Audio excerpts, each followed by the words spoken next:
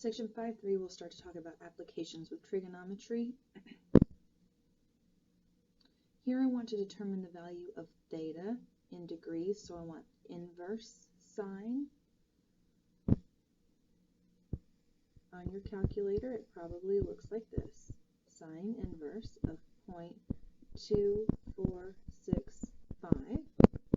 Your mode should be in degrees. And when you type that in, we should get 14.2705 degrees. We can do the same with radians. You want to make sure that your calculator is in radians. And then we want inverse cosine. So cosine to the negative first power of negative 0.5438. And when you type that into your calculator, you should get that theta is equal to 122.9427.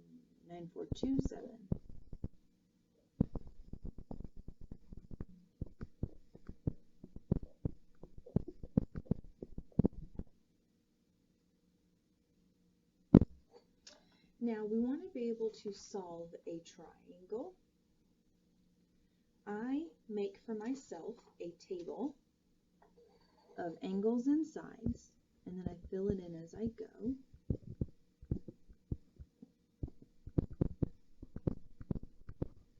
I know that I have angle A, which is 27.2 degrees, angle B that I don't know, and angle C, which is always my right angle. And then I know as far as sides go, I don't have little a or little b, but I do have little c, which is 273.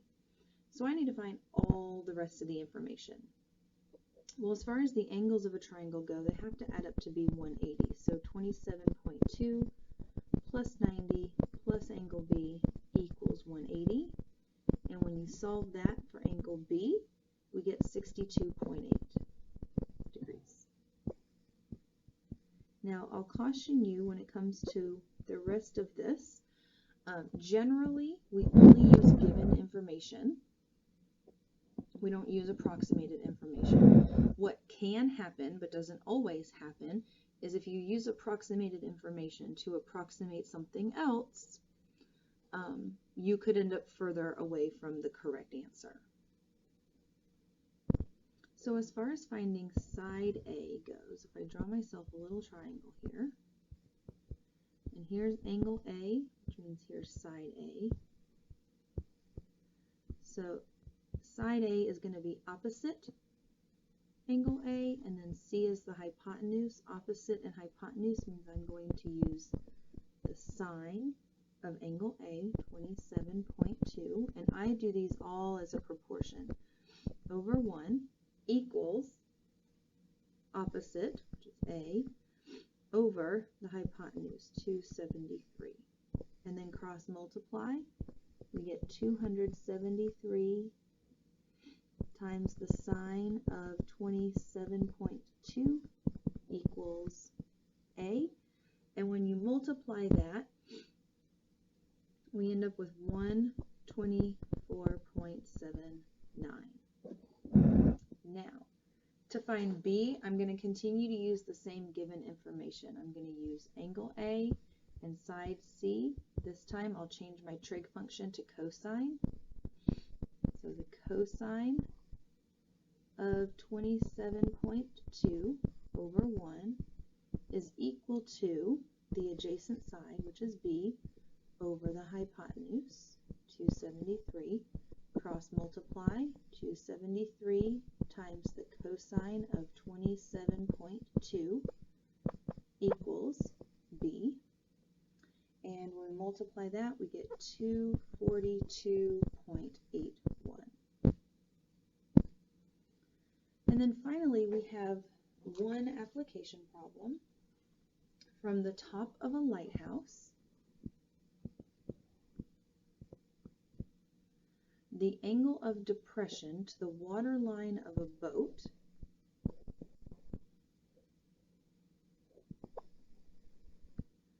is 23.2 degrees.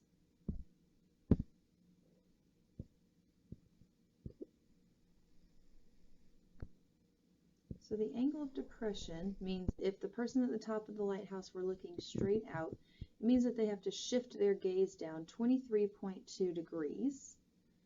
If the lighthouse is 222 feet high, how far away is the ship from the bottom of the lighthouse? So technically that would be this distance, which also, if you'll notice, would be the same distance up here. So we can just use this triangle. So from this angle, 222 is the opposite side, x is adjacent, so our trig function will be tangent. So the tangent of 23.2 over 1 is equal to the opposite side over the adjacent side. And when I cross multiply, I get x times the tangent of 23.2 equals 222.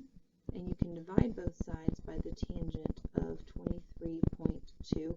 I recommend not approximating that. Just keep it as it is.